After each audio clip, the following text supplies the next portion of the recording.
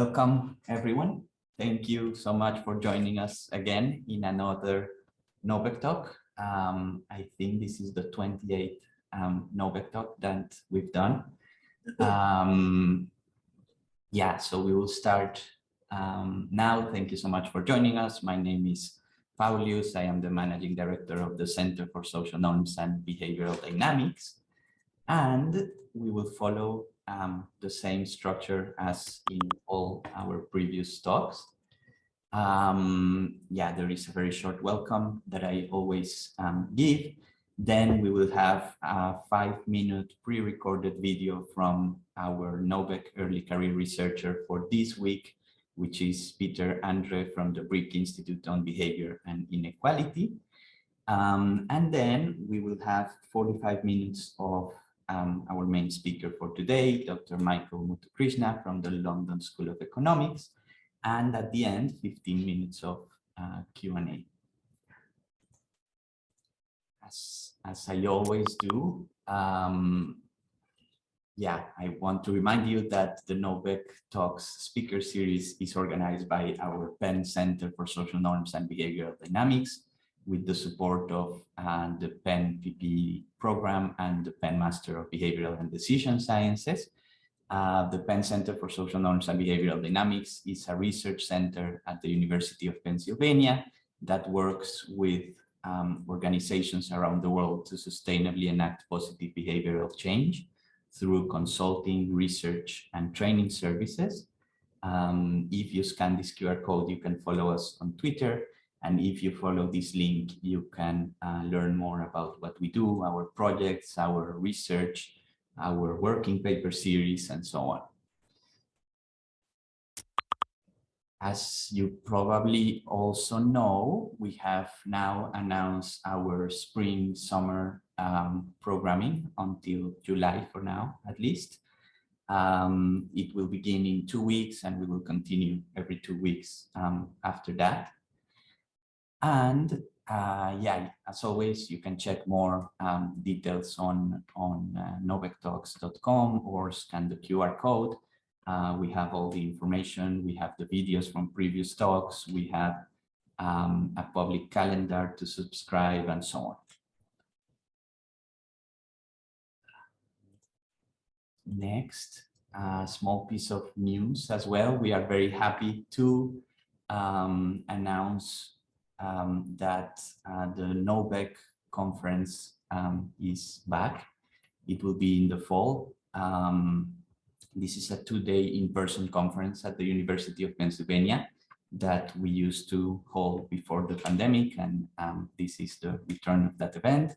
It will be on the 13th and the 14th of October with a special pre-conference event on the 12th. And the keynote speaker is Leonardo Bernstein from the University of Chicago, and there will be another keynote speaker announced soon. We will announce a call for papers and posters in May 2022. For now, please save the date, and if you want to subscribe for updates, please follow this link. I will send it in the chat, or scan the QR code. A few ground rules. If this is the first time that you're joining us, you should be automatically muted, but if not, please mute yourself. If you want, if you can, please keep your camera on to have a more interactive experience. For questions, you can use the chat at any time, or at the end, you can use the raise hand function. As always, the recordings of all the sessions will be uploaded to our website, and we are transmitting live on Facebook right now. With that, let me introduce our Nobec early career researcher for this week. Peter Andre is a postdoctoral researcher at the Brick Institute on Behavior and Inequality in Germany, and the talk is called Shallow Meritocracy. So let me share the video.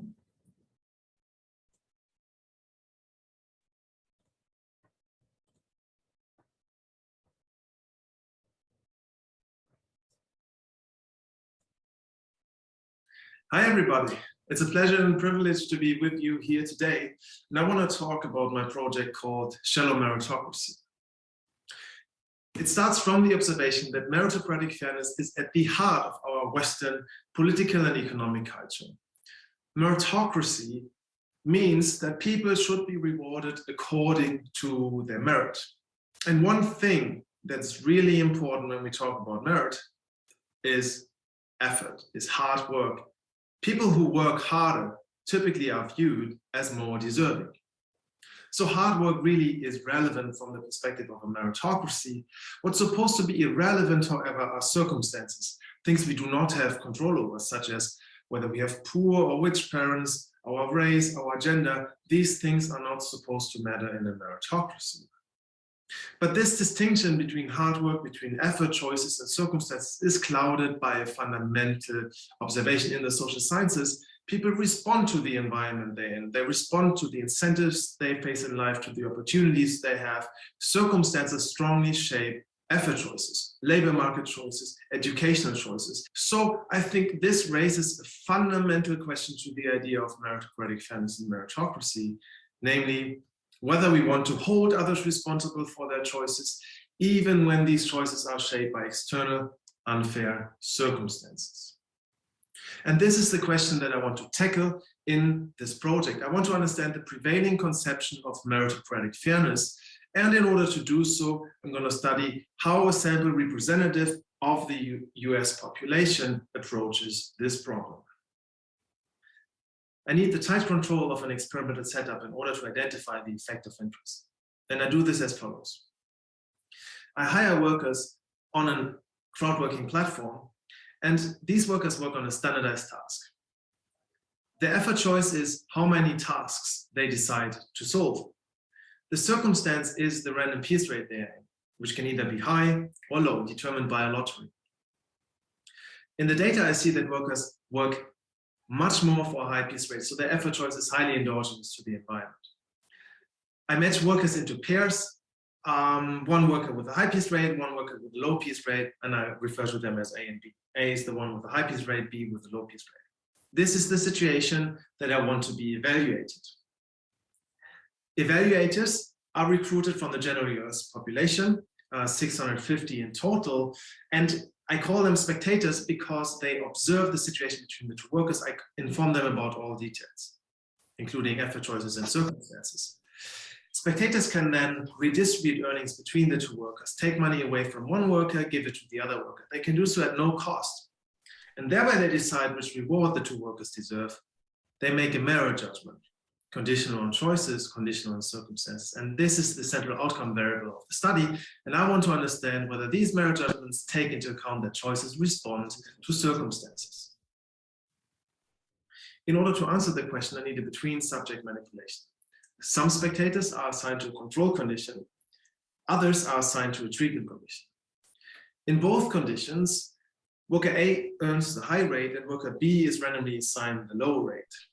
In the control condition, however, they do not know about these final rates yet. They just know about the lottery, and it's identical for both of them. So they have identical expectations. They make their choices on a level playing field. Their choices are directly comparable because they are made in the same environment. In the treatment condition, workers also know about the lottery, but I directly tell them about their realized rate, about the outcome of the lottery. Worker A knows that he earns the high rate. He's encouraged. Worker B knows that he only earns the low rate, so he's discouraged by the environment and additionally disadvantaged. So in the treatment condition, but not in control condition, effort choices are differentially endogenous, and the question is whether spectators take this into account. Do they compensate the disadvantaged worker more in treatment than in control? Do they compensate him for the discouragement of the low piece rate? The results provide a clear answer. Spectators' merit judgments are fully insensitive to the endogeneity of choices. Across conditions, I do not find a difference in merit judgments. And the large sample size allows me to rule out even tiny effect sizes. This is a highly precise null result. So spectators do not compensate the disadvantaged worker for the fact that he is discouraged by the environment. This is the reason why the paper is called Shallow Meritocracy. Meritocratic fairness argues that circumstances are not supposed to matter, but unequal circumstances lead to unequal choices, and people are held responsible for these choices. So choices can launder circumstances, can legitimize the resulting inequality. That's the main finding of the paper. The paper contains many more details, robustness checks and experiments, structural model of fairness views, lots of details on the behavioral mechanism, and I try to tackle the issue of external validity in a vignette study with real-world labor market scenarios. Feel free to reach out. I'm happy about any comment, question, suggestion via email. Thanks a lot for your attention today. It's been a pleasure.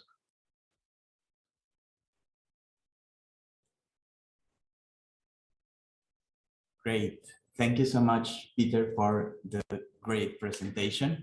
As in previous occasions, unfortunately, we don't have time for live questions and answers, but I see Peter here in the audience, so please feel free to write any questions or comments in the chat.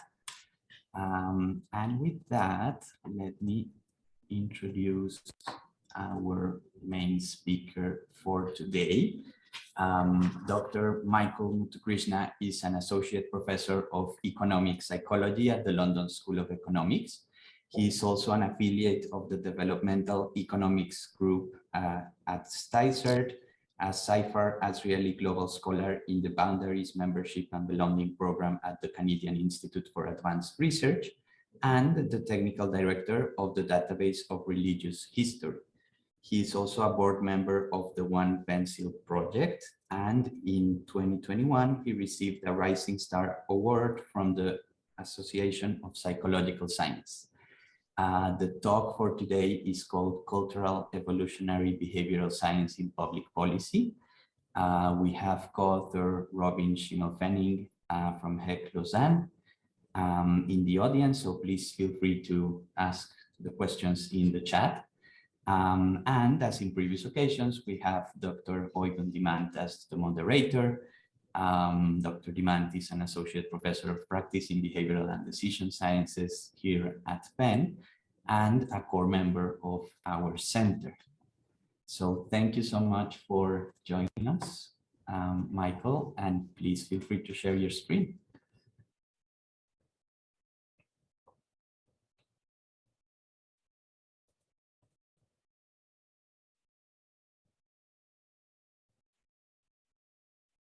Can you see the screen? For me, it says started screen sharing, but not yet. Okay.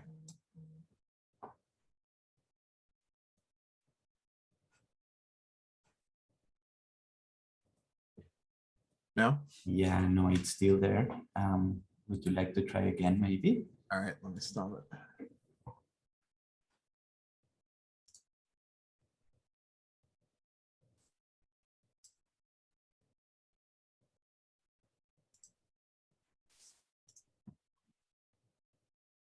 How's that?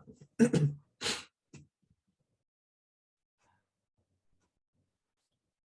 sorry, it's Still nothing.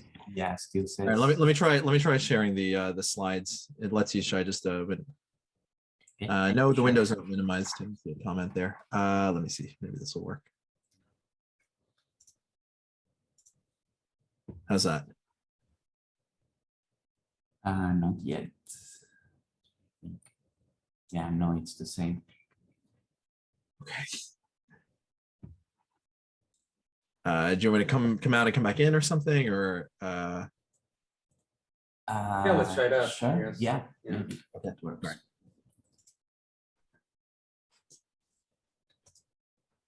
Right. Yeah. So.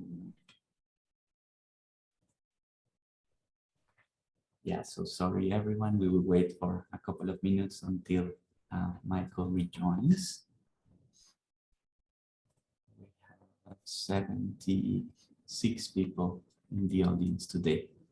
We need to come up with like jokes the way Katie and Angela are doing that for the BCFG series. So they start telling like late jokes in the beginning just to fill some time.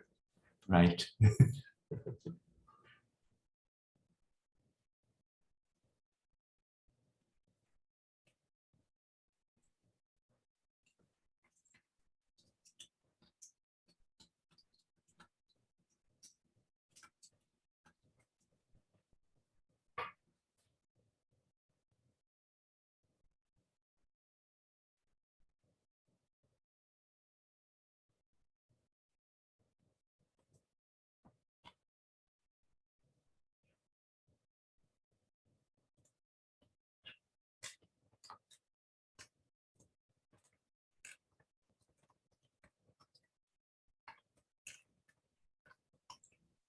Holly, so you want to maybe share your slides about the upcoming talks, so at least in the meantime, people could sort of check what's coming up. Sure. Oh wait, Michael is coming, so okay. Okay. Let's see.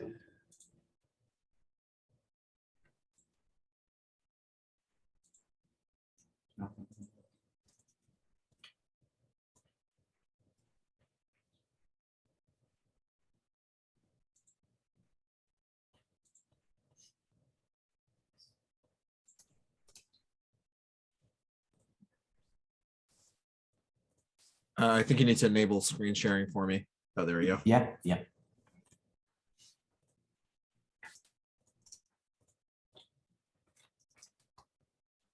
Okay. Any luck? Still the same so far. Yeah. Should we maybe try something lame, but it might work if Robin maybe shares your slides and then. Yeah, sure. I can try. We just have to coordinate well, Michael. Robin, do you want to? Yeah, maybe you should try to share it. Maybe it'll work. Yeah. My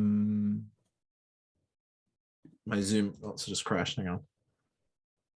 Yeah, I think you have to wait. So is this working?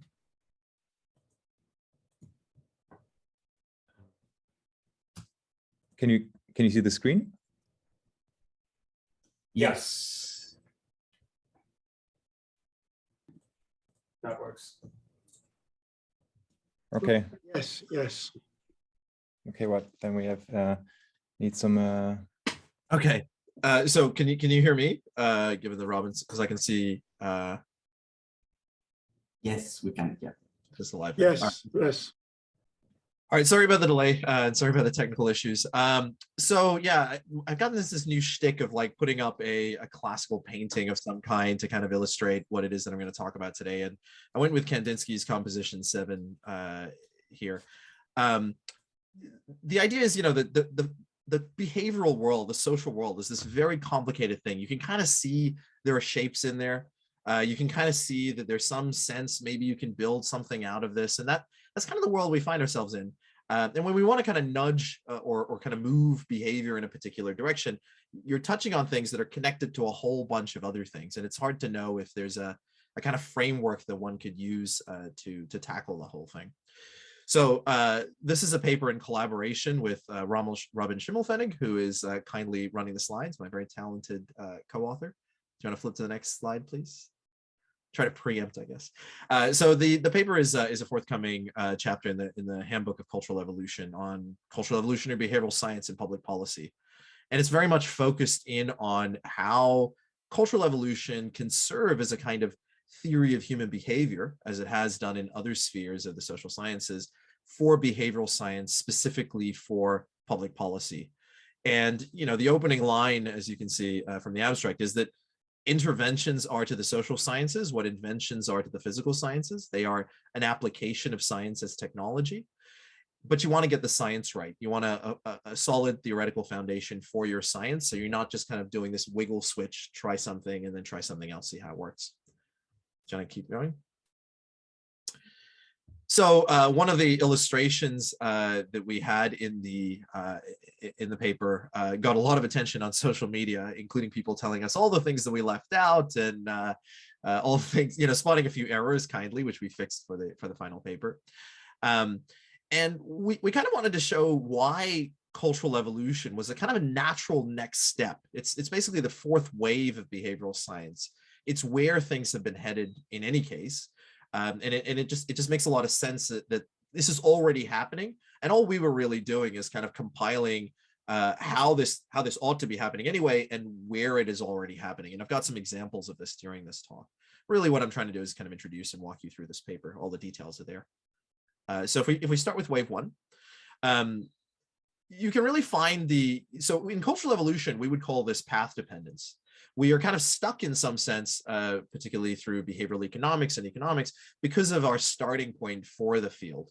And that starting point is really 19th century philosophy, particularly in John Stuart Mill, and this idea that, you know, people are rational agents that are somehow seeking to maximize utility, and, you know, building on earlier stuff of Adam Smith and so on, which can be a benefit to everyone. And from this, we have, for example, von Neumann and Morgenstern's axioms of rational behavior.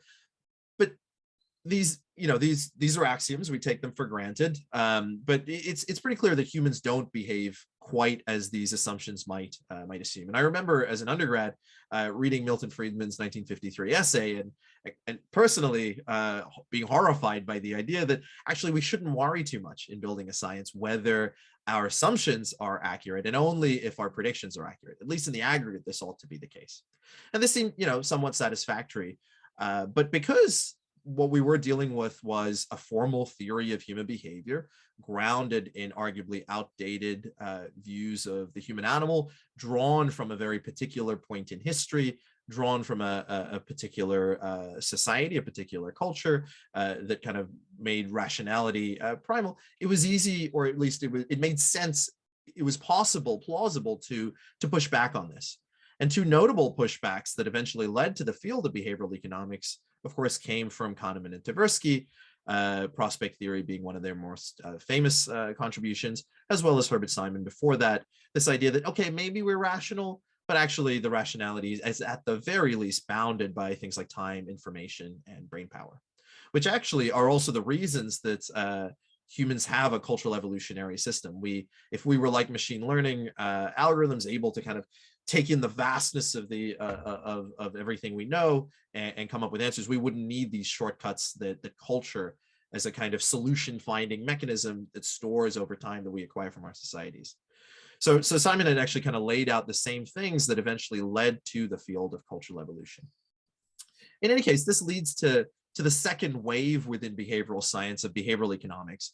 And we can kind of think of this as a combination of economics and psychology. Like we're taking what seems to be broken in economics and perhaps fixing it with what we think we understand and know about true psychological behavior, making more realistic and predictive theories. And this is an incredibly productive enterprise. We can fix the predictions of public goods games through introducing things like inequity aversion. We can add things, this progresses overconfidence and excess entry into markets, psychological stress on economic scarcity. These are just some of my favorite papers from a variety of decades in the 90s and onwards. So this is just a small sample of a large and vibrant field, which is really drawing on things that weren't considered in those neoclassical models. So things like social norms, which of course Penn is huge for, but ideas that maybe we have some kind of preference for altruism wherever it might have come from. We might be constrained by resources that might actually affect our cognition and so on.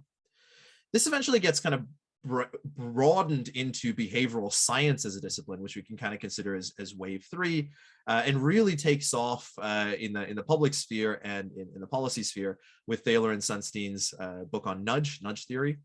And the idea that we might be able to change behavior in a very economical way, in the sense of very low cost, simply by changing the presentation of choices. So preserving choices completely, but changing the presentation. People might be nudged into a behavior that might be better for them, or perhaps better for society. In health policy and sustainable behaviors, gender equality, financial behavior, and so on. This really gets institutionalized in part through the LSE's efforts and the behavioral insights team. One of their big successes that I think paid for themselves really was a tax letter with a very small change that exploited people's tendency to care about what other people do, which with that small change managed to increase revenue by a further $200 million. This eventually led to the creation of the first nudge unit. And today, well, at least in 2018, when the OECD put out a report, there were over 200 units worldwide. But part of the problem, although this broadening included, particularly cognitive science, in addition to kind of psychology and economics, is that psychology at this point discovers that it's kind of a broken science. This is the era of the replication crisis. This is the era of the weird people problem. So all of these issues are inherited by behavioral science as a result of where the kind of solutions, the import come from. So all of those replication failures, the weird focus, the overgeneralization from weird samples, the lack of integration with other fields. Of course, there's no reason to be interdisciplinary for interdisciplinary sake, but certainly other fields had something to say. And of course, contextual factors. Behind all of this, I have argued in particularly in a paper called A Problem in Theory that much of these problems stem from a problem in theory. That is that we, particularly in the psychological sciences, don't sufficiently rely on formal theories and formal theoretical frameworks to generate hypotheses, and instead kind of generate our hypotheses based on our own life experience, which, as we now know, is a very narrow sliver of not only the world in terms of Western educated, industrialized, rich and democratic societies that most of us are from, but also a narrow slice of that world in terms of our SES, in terms of our level of education, and so on. And so these have shaped the questions we ask, and they mislead us when we take these problems to other contexts, both within our society and certainly in other more culturally distant societies. So I think the solution is the same solution that that seems to apply to psychology more generally, and that is that cultural evolution, to the degree that you agree, serves as the closest thing that we've ever come to a kind of theory of human behavior, might also help behavioral science, not necessarily come up with something brand new, but allow us to kind of move from an alchemy to chemistry. That is, to understand what we're doing that actually makes a lot of sense and why it makes sense, but also see why some other things that seem obvious might not make a lot of sense in the context of an understanding of culture, cultural dynamics, social learning, and so on. As an accident to that, because cultural evolution itself is a highly interdisciplinary field, we're drawing in evolutionary biology, historical psychology, neuroscience, anthropology, and a variety of other fields to bear on these problems within behavioral science. So to put it another way, the idea is that context matters, of course, but it might be useful to be able to ask, well, why, how, when do things vary? And the kinds of questions that cultural evolution would lead you to ask in the context of public policy interventions are, what are the dominant social learning biases at play? Where are people getting the information that is guiding their behavior? What kind of group or cooperation psychology? At what scale are people cooperating at? What norms are at play? Where are people getting these norms from? How are they changing? How might they change? What level of selection is operating here? Are people cooperating and competing at an individual level, at the level of their families, at the level of a corporation, at the level of a country, and so on, cultural group selection? And there are already kind of applications that have emerged directly or indirectly using this kind of cultural evolutionary perspective for large-scale cooperation, public health, sustainable development, corruption, democratic institutions, what Robin and I call the paradox of diversity, and a little bit in digital behaviors. So since this is a diverse audience and you might not know what I mean by cultural evolution as a kind of theory of human behavior, cultural evolution emerges really from anthropology and population genetics, and it's an attempt to understand why humans are so different to other animals. And to that degree, it's a kind of first principles approach to building up a theory of human behavior. That is, if you've got a very chimp-like last common ancestor, how do you get from there to skyscrapers and rockets that land on their own and a world of norms and cooperative psychology? How do you build up from those first principles to the world we see today, rather than kind of an inductive approach? And the answer seems to be that humans have kind of two lines of inheritance. So of course, we do some amount of individual learning, trial and error, figuring out partial causal models from our environment, reinforcement learning. But like other animals, we also have a genetic inheritance that we get from our parents that affects all kinds of instincts, I suppose, that we have, as well as various aspects of our physiology. Obviously, physical traits, hair color, genetic disorders, blood types, also things that have adapted against cultural evolution, like lactase persistence, the ability to digest milk into adulthood. But we also have a fairly unique line that certainly is the degree to which we rely on is fairly unique to humans. And that is a cultural inheritance that we acquire from our societies. So our behavior in any environment is a product of millions of years of genetic evolution, thousands of years of cultural evolution, and a short lifetime of experience. That is, we are successful not so much because of our amazing hardware, but because of the software that's running on that hardware. when yours and my ancestors 12,000 years ago had conquered the earth. But we had done it as hunter-gatherers without physics, chemistry, biology, economics, psychology, none of that.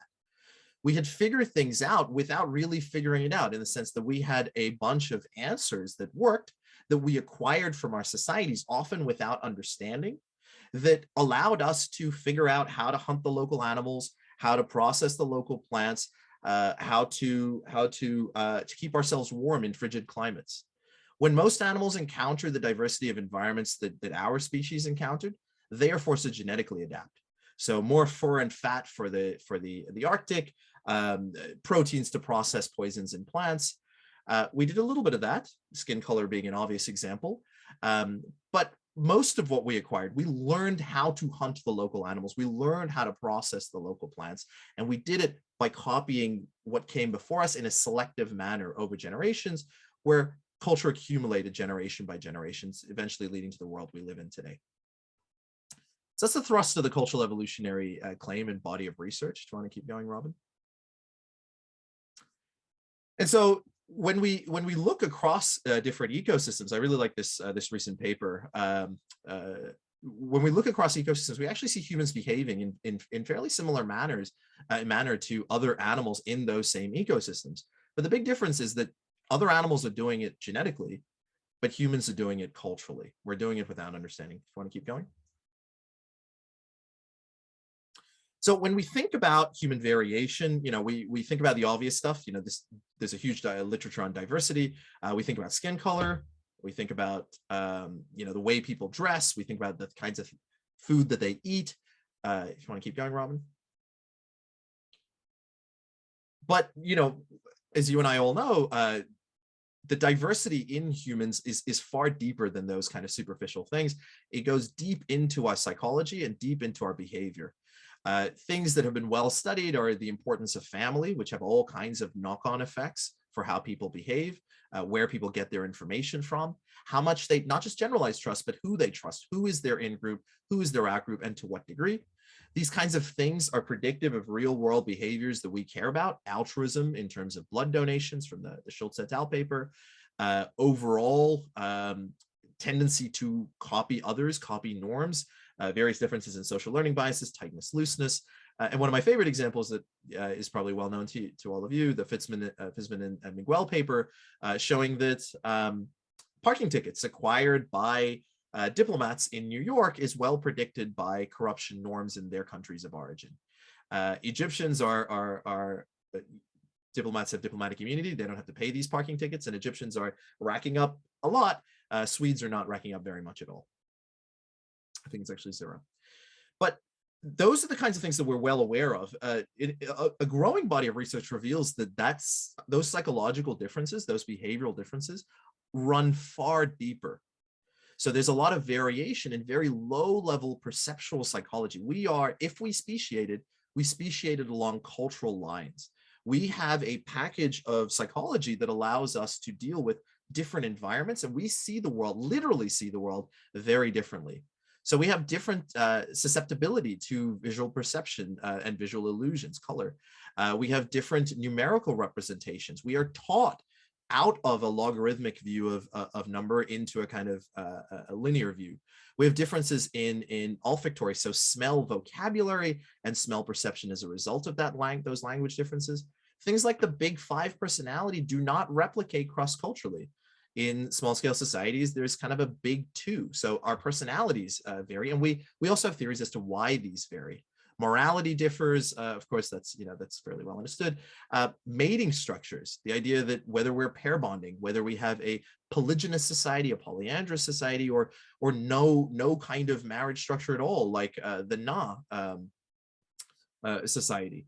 These are well predicted. We have theories to explain why these differ, and we know that these differ, and these need to be taken into consideration in any kind of behavioral science intervention. Okay. So just to quickly summarize, why do we need to get the theory right? Why does this actually matter? Well, interventions are to the social sciences what inventions are to the physical sciences. They are an application of science as technology, and science and technology have always gone hand in hand, right? Science opens new technological possibilities, and the technology allows us to refine the science. So we developed the steam engine before we got to the laws of thermodynamics, and arguably we got to the laws of thermodynamics because we had a steam engine. As behavioral scientists, we ought to care a lot about the theory in the real world, because if our theories don't work in the real world, they don't work at all. But if we don't have a theory, we're really running blind. And I want to give you one quick example. Do you want to keep going? Keep going, Robin, sorry. Keep going, keep going. So I just want to give you one kind of concrete example of this that you can latch onto during this talk. And this is a standard formulation for a public goods game, right?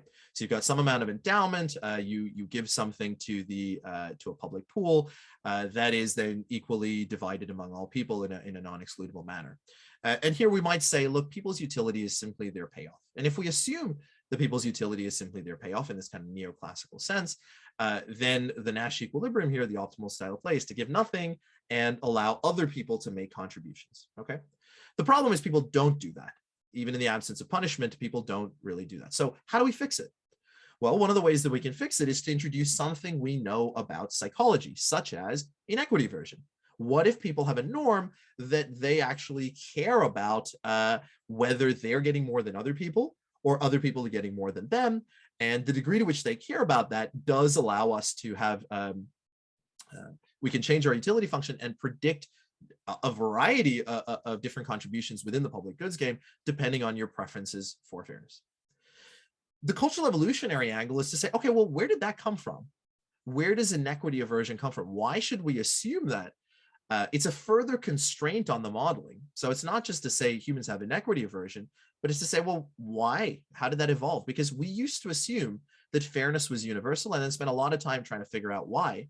And as it turns out, it's not universal, right? So this is some data that we summarize in a recent annual review paper, but it originally comes from House et al. And you can see that, yeah, actually, people everywhere around the world care a lot about inequity aversion when it affects them. Like, I don't want you to have more than me. Those status competition, that actually is universal. And we see it in other animals, which is our real comparison. But I don't care quite as much everywhere around the world if I get more than you, right? That varies cross-culturally, and we can see that kids eventually head toward the adult norm in their society. And we have various predictors, again, things like market integration for why people might be learning these fairness norms, why they might be internalizing them in a very intuitive sense, like Dave Rand's body of work for intuitive cooperation, which you wouldn't expect in societies that are non-cooperative. All right, keep going. So the other, if you want to, yeah, the other contribution, or the other reason that we argue in this paper that cultural evolutionary behavioral science can help make sense of this field, is that when we engage in a kind of trial and error wiggle switch version of science, where we inductively try to work out how humans behave, we end up with a kind of lexical noise, if you like, where we rediscover or discover the same thing under slightly different guises. Overconfidence, self-enhancement, and optimism bias are at a minimum related to one another, if they're not the same thing. They're arguably just different labels for the same thing. A first principles approach allows you to kind of try to make sense of what might be guiding this. So take something like overconfidence. There are theories to do with the cost benefits, error management in the environment, as to when you might see that. In my lab, we're working on when the benefits outweigh the costs, it does pay to be overconfident. Think of like a nice funding environment in Silicon Valley. You lose, you lose, you lose, you lose, you fail, you fail, you fail. But the one time you win big enough to pay for all those losses. That's great. But there might be other equilibria where by trying and trying and trying and failing and only a few succeeding, you might enrich the society, which might be better off. My point, though, is that we can get to some of these biases from first principles rather than simply labeling and identifying things that seem to have emerged in the world, which is the act of science. So, this is a bold claim. It's maybe an annoying claim too. It's an emerging field at a minimum, if you want to call it that. But there are areas that we cover in the paper. I'll go through just a couple of them for why cultural evolutionary behavioral science might differ from behavioral science as a whole, or even how cultural evolution would operate as a whole, why the marriage of these two disciplines is actually a useful place to be. And they are in public health and corruption, successful democratic institutions, and sustainable development. Do you want to keep going, Robin? So in public health, I really wanted to highlight some of the work that's coming out of Charles Efferson and Sonia Vogt's lab, which is actually the lab that Robin works in. They've done, so they have a body of work prior to this, kind of taking a cultural evolutionary approach to the field to try to reduce female genital cutting, which again is a thing that we don't really think too much about in most of the weird world, but is enormously prevalent in many parts of the world. Take somewhere like Egypt or Sudan, where 87% of girls are cut, right? This seems to be, for all intents and purposes, a maladaptive equilibria, as well as a cross-cultural difference, and it opens up all kinds of ethical issues about how a behavioral scientist might approach this problem. How might they go about changing this? So taking a kind of wiggle switch approach can lead to some real challenges. And there's literature, for example, on the backlash that it can have, where trying to design interventions from an exogenous, outside perspective leads the lack of cutting to become associated with Westernization, leads the lack of cutting to be associated with not being a good girl and a good mother and a good wife in these societies, and it leads to a backlash. So in some cases, it actually leads to an increase in genital cutting. Without kind of considering in-group ethnic markers, so the role that these that cutting plays in identifying this, you miss that kind of backlash, or the potential for that backlash. And the third thing, that of course cultures are not homogenous. Like even when we talk about norms, we're really not talking about everybody doing exactly the same thing. We're talking about distributions, and we're talking about overlapping embedded distributions. So almost like a Fourier analysis on a society, because there are many cultural groups within cultural groups within cultural groups. We have a paper on Beyond Weird Psychology that gives you a tool for measuring that.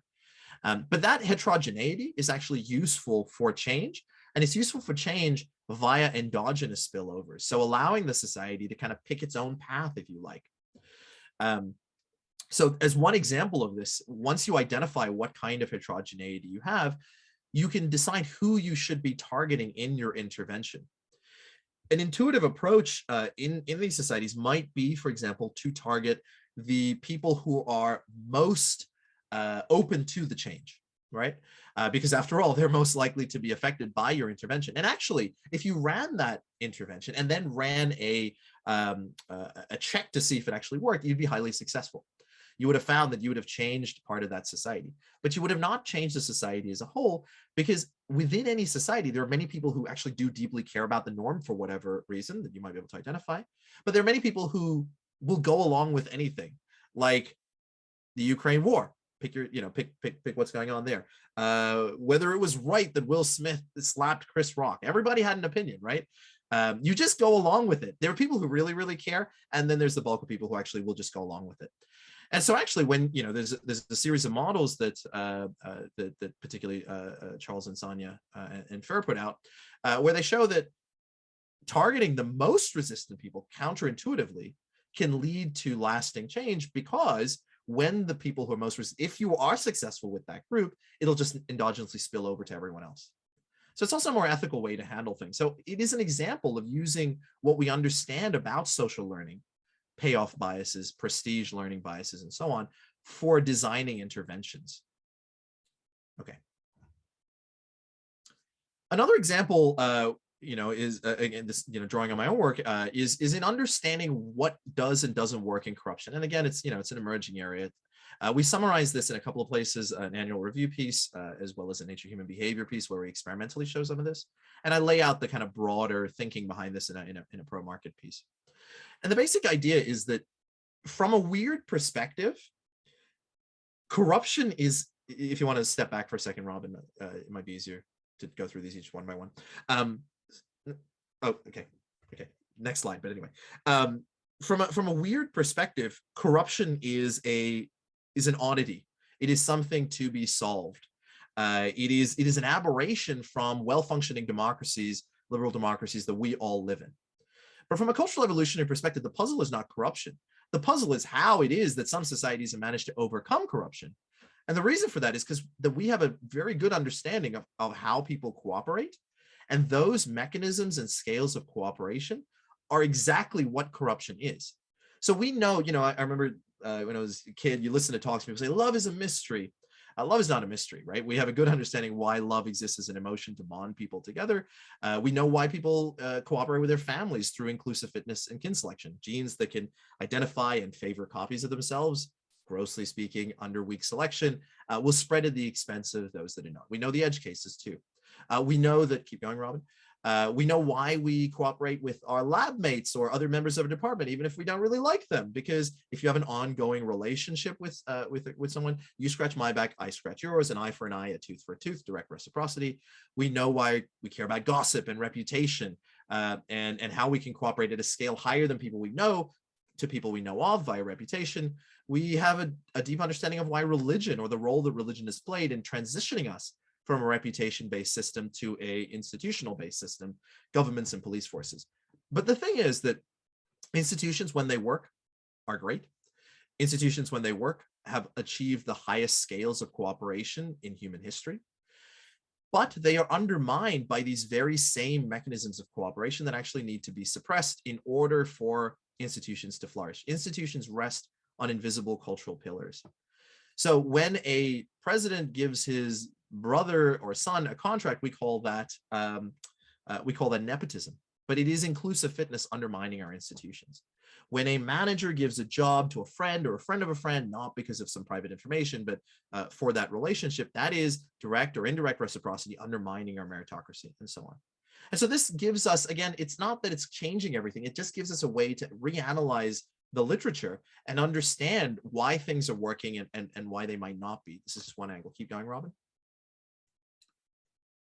So, for example, the research on the role of the Catholic Church in banning cousin marriage is really an interpretation of the reduction of kin networks in Europe, preventing groups of kin growing into large tribes that can undermine states and knocking us back to the Western style of nuclear family. In places that still practice cousin marriage and have these vast kin networks, you really are dealing with tribalism that undermines democracies. Banning the revolving door or the cooling down period, or creating a cooling down period, is almost obvious, but it is a way to prevent direct reciprocity. It is a way to prevent you from taking in the here and now benefits that you provide to others and reaping from them in the future. One of the most effective methods that in Bob Klickgard's work is moving people around. And again, it works because it destroys cooperative networks. It prevents networking. It prevents the old boy networks and so on. Counterintuitively, again, all of these are covered in the paper, but in many places, again, from a cultural evolutionary lens, you are in these kludges, you are in these maladaptive equilibria that you have ended up in through a process of path dependence. Arguably, that's also behavioral economics, right? We started somewhere and we just ended up in a place. But to move out of there, you cannot just kind of bring in, unless you have cultural group selection where you literally replace the population or replace the values, you have to kind of move closer to where you want to be, move to the adjacent possible. So one example of a success here is bribes are being collected, taxes are not being collected at a higher level. You can use local chiefs as tax collectors. They know who to ask for, who has the money, who's hiding the money. They can take their share of that, and you end up with a higher tax revenue than you would have if you hadn't engaged in the bribe system of the local chiefs. So again, it's a behavioral science intervention that works through, or we can explain or understand through our understanding of cooperation. Okay, so that's kind of the promise of cultural evolutionary behavioral science. I'm running a little over, I think. If we talk about, there are many challenges to this field or to this approach. One is it's difficult to identify ultimate causes to know where to intervene. I would argue it's incredibly important to identify these ultimate causes, so the real cause of something, because otherwise our interventions, we may not know if they persist. So Matteo Galizzi in my department is really looking at the longevity of our nudges and interventions. And we never check. We're not here a week, months later, years later. We don't know how long these persist. And it's a little bit like a thermostat, right? If your intervention is changing the temperature in a room, But the ultimate cause is the thermostat changing the structure of the environment, the culture, whatever that might be. The room will readjust after a while. Other thermostats will kick in, other forms of psychology, other behaviors will achieve the same end, right? Corruption is an example of this. When we talk about how context matters, just want to go one more.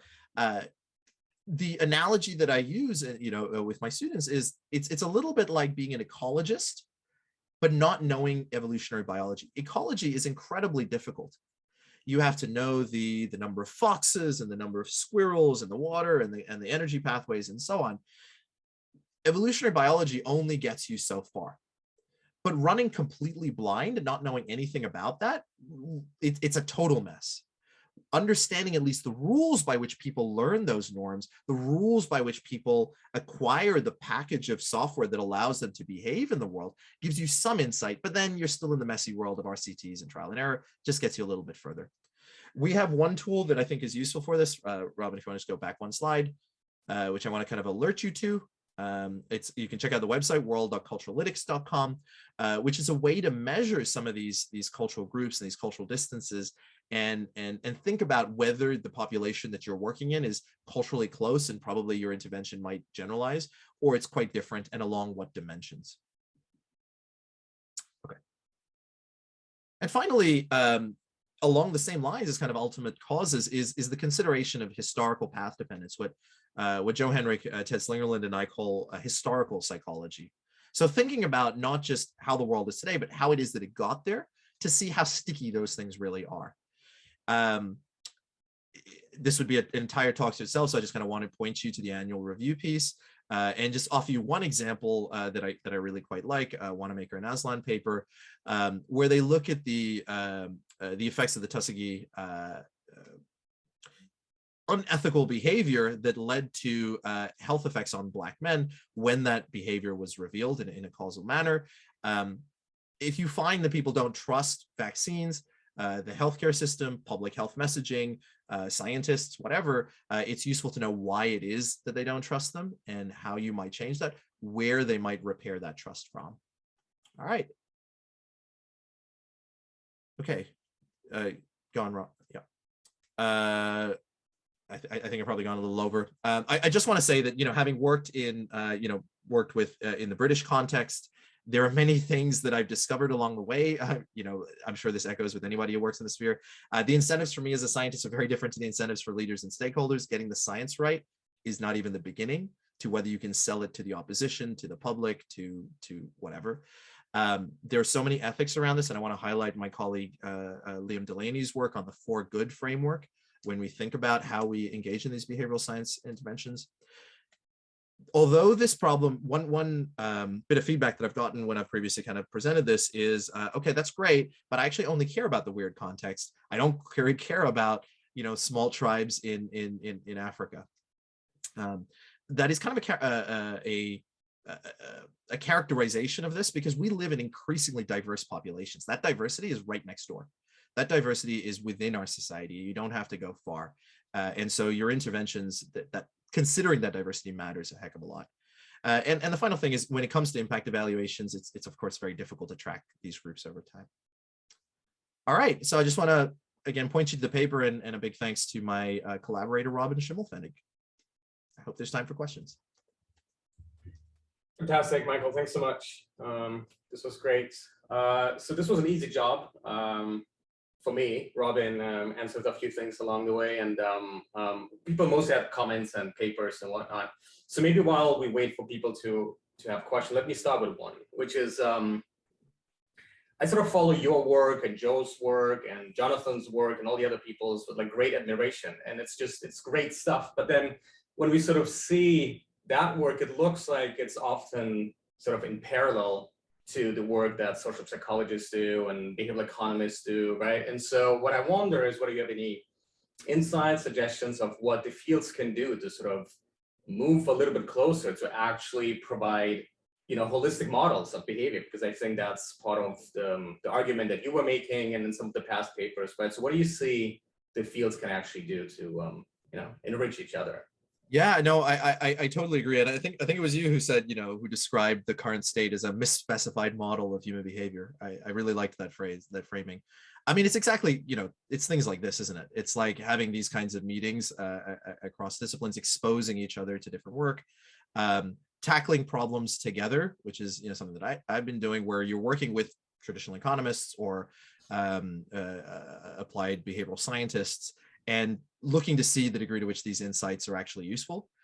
Because we got to gunpowder and animal husbandry before we understood chemistry. Like, we didn't have a periodic table when we got to gunpowder, and we didn't have evolution when we learned how to artificially select animals. We can learn a lot from the world. In some contexts, I think this would be incredibly useful. In other contexts, it just provides some insight into how things are working. But it only comes about through doing stuff. It only comes about through collaborations. Yeah. And in a way, we lost Jonathan a little bit, right? So he has the same background as I do, and then we sort of lost him to Joe's team, and now he's doing all this cool work in your field. So in a way, yeah, maybe we need people who exactly that kind of cross-pollination. Yes, exactly. And the pushbacks, so I do send me these papers and do comment and push back. Great. I see a hand up. Madi, you want to go ahead? Yeah, sure. My name is Madi. I'm from Max Planck Institute, Bonn.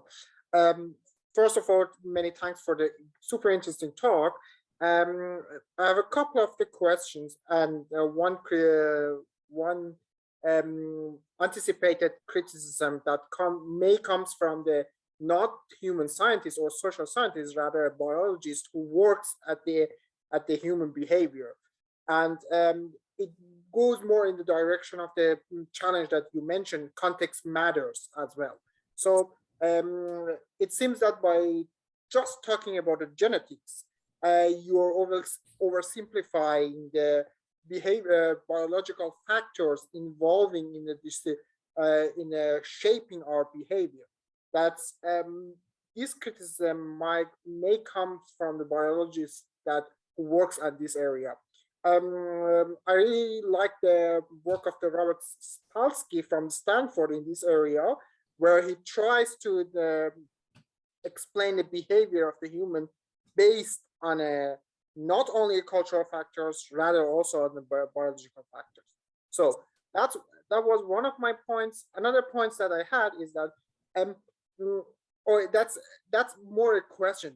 Do we really need to think about the ultimate cause and change the ultimate cause when we may change the intermediate cause by much less cost and more efficient way? Maybe that's better solution. How do you think about that? And another criticism that always comes with the discussion about the evolutionary: how do you want to test this hypothesis?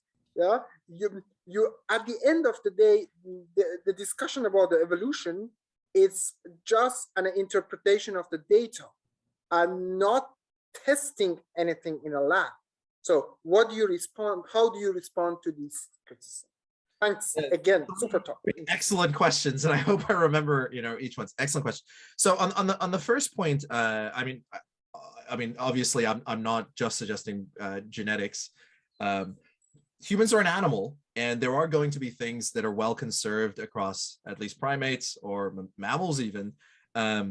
Basic kind of logic that we find ourselves in that would apply across the animal kingdom. I think things like maybe even loss aversion or overconfidence might be understood in this manner, but then there's variation along those lines. So another example of this is kind of mating psychology, right?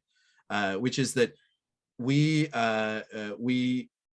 parental investment theory, we have one sex that at least has a 9-month contribution to children relative to the other. We have an additional problem as humans that we give birth to basically premature babies that require a lot of nurture. That problem has been solved culturally in different societies in different ways, right? So culturally, in many societies, we get dad involved, and often a solution is to control female sexuality, so dad knows it's his, control male resources, so the dad is contributing. It's not the only solution. In societies where resources are scarce, it can take multiple males, so you have polyandry. In societies where there's large inequality, polygyny has been the norm. And in societies that are fairly isolated, like the Na situation, brothers take care of their sisters' children, and there are no fathers, right? But it's just an example of how culture and genes tug on one another. And a theory of human behavior requires us to understand that we are an animal, but a different kind of animal. And we have these kind of cultural differences along the way. The second point was, can you remind me, just give me a keyword on it? The difference between the ultimate cause and yes, intermediate right. cause. Yeah, so I actually agree with you on that. You know, often the ultimate causes are, I think it's useful to know it, to know that it cannot be changed, or to know why it might not be changed. So again, to use the sex division of labor example, an ultimate cause of the larger sex division that we might see in a different society is something like agriculture, right? So Nathan Nunn's work on the plow versus hoe-based agriculture, right? That might be an ultimate cause, but knowing that that's the ultimate cause, and then knowing that you're in a society that isn't practicing those agricultural practices, tells you two things. One, it tells you that if you can make it easier for both men and women to engage in this, you can move people along the way. And two, it's maladaptive, or at least it's a lag on an old system. So it is very changeable. So that's where I think the ultimate cause can inform your intervention in some way. Not knowing that at all is running a little blind, right? But of course, pragmatically, it just depends on how costly it is to figure this out, right? The third thing is, I disagree. I think this is like, you know, Cass's piece is another example of this. You know, I disagree that evolution is retrospective entirely, and that it is, you know, simply explaining the world. And I disagree because we published multiple papers on predictive models that then can, so take the cultural brain hypothesis, which is some of my own work, which is a model of how brain size and life history and group size and adaptive knowledge and social learning are all connected to one another. And we were able to test that across lineages in primates, and then independently test that across lineages in cetaceans, so whales and dolphins, right? And within that model, we have a narrow space for humans, which again make a bunch of predictions. We are currently testing it with octopuses, and I have to kind of work across the animal kingdom, because my predictions, in order to convince myself, I need to be able to check it in a completely different lineage that is kind of alien but should have some parallels, and in a completely different lineage that is alien and doesn't have parallels, but we have different predictions for. And so I think it's kind of a straw man to say, like, you know, it's all retrospective, it's all just kind of post hoc explanation, post hoc. These are models that make predictions that can be tested, that interact with the world, and there's an entire body of research on it. Joe Henrik is, of course, probably at the forefront of that. Great. So we have Christina has her hand up, and then we have a question in the chat. Christina, go ahead. You muted, Christina. Sorry. You're muted. Wait, you're still muted. There you go. Thank you for the talk. It's a big continuation of the Boyd and Richardson project, basically. Yes. And Joe, of course, was the pupil of Boyd. Now, the big question seems, how does the cultural evolutionary dynamics work? Okay, this is the big $1 million issue. Now, which is also a question that I'm interested in: how do institutions emerge? And by institution, I mean even language. Language is an institution, and not just social norms or values or whatever. Now, an important thing that I think should be given or paid more attention is the study of our cognitive innate capabilities. I give you an example. There are a lot of studies that show that small children, 2-3 year old, okay, what they do, they interpret what they observe as normative. So we seem to have this innate capability to normativize, okay, to recognize patterns, to create rules, etc. And this is something that may be absolutely universal, like a Chomskyan, you know, view not of language, but, you know, how we interpret social events or social facts. Then the evolutionary stuff is the local constraint, because the local constraint is a child in a village in Africa sees very different, has very different observation than our children, let's say, in an big urban city. So what they observe is different, but these capabilities basically are the same. And so it seems to me that to give a really sound foundation to this work, we need a lot of work on the basic universal cognitive capabilities. Then there are obviously cultural elements everywhere, is a constraint. But the universal cognitive capabilities are what basically allow every society to develop values, norms, language, and change language. For example, it's very interesting in linguistics, the study of how language change. So this is my very general question. I think it's very important to look at this stuff. Yeah, I mean, first off, Christina, it's very nice to meet you. I've enjoyed your work a lot. So first, I agree with you actually. But first, I want to say, it's very difficult to know what is universal cognition, just because it either requires you going back in time or to these kind of far-flung places to really see if what you think is present is actually present, because so much is delivered and assumed to be universal. Like we all live in a schooled society, for example.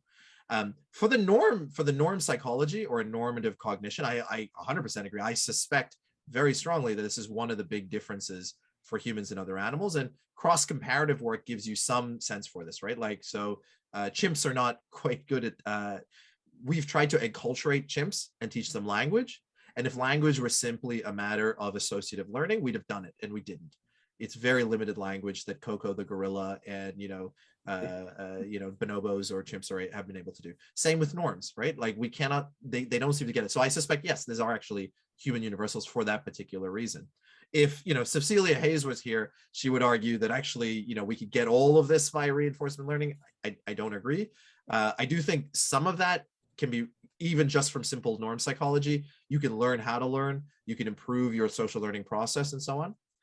But then the second thing, which again, it gets to your question, is so we have a basic ability to absorb norms. The natural next question is, where do those norms come from? How are they changing and evolving over time? And that is the Boyd and Richardson enterprise, right? That is the question. And so the two rules or the two bits of psychology or the two mechanisms that we typically deploy here are cultural learning. So the fact that we have these social learning strategies, learning from the, if you know what is a successful strategy, like that behavioral science is a good thing to do, find the best behavioral scientists you can and learn from them, an expert bias. But maybe you don't know what the successful traits are, so you learn from someone who is successful in general. They've got the biggest house, the most money. And if you don't know that, you can deploy your conformist psychology to figure out who others are learning from, what we call a prestige bias. So via some of these social learning biases, norms can evolve. That's one way. And the second way, which is, in my view, needs a lot more studies, is cultural group selection. And that is the institutional thing, that we have packages of norms in the forms of institutions, informal institutions of the kind of, marriage practices or something, as well as, once you have written down formal institutions in the form of constitutions and legal codes and so on that we can coordinate around. And they are competing with one another out there in the world via some of these very same mechanisms. When Francis Fukuyama, when Frank Fukuyama wrote like The End of History, it was an easy thing to do in '92, not because we understood democracy and how any of this stuff worked, simply because communism didn't seem like it was working, and this is the only other game at the table, to the point where even dictators were pretending to run elections because we all agreed this is the way forward. That cultural idea, that norm, that group had spread. With the rise of somewhere like China as a very different successful model, those success biases kick in, and now it's not so clear that that's the end of history. Do you see what I mean?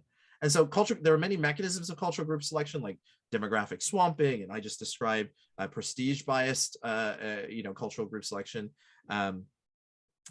assortative migration. All of these mechanisms come into play to understand the selective mechanism that is leading different corporations, different groups of individuals to do different things. One of my other favorite examples of this is, I started as an engineer, and I remember when Google introduced free food on their campuses, and I was like, that is a waste of venture capital money. I was wrong, because Google was successful and that spread, so that norm spread. But it's these very same mechanisms that are driving that. Anyway, I hope that's a kind of satisfactory answer. Well, the problem is we have a lot of very, very inefficient and bad norms around. And the question is, how can they survive? Depends on the strength of selection, but we can talk exactly. Specifically. I mean, Yeah. Thank you anyway. No, thank you very much. Thank you very much, Christina. Great. So we have maybe one last quick question in the comments by Yemima around creating interventions in a multicultural society. So I'm just going to read it out. Do you create an intervention that speaks to the largest cultural population, or do you have various interventions that seek to speak to the different cultures?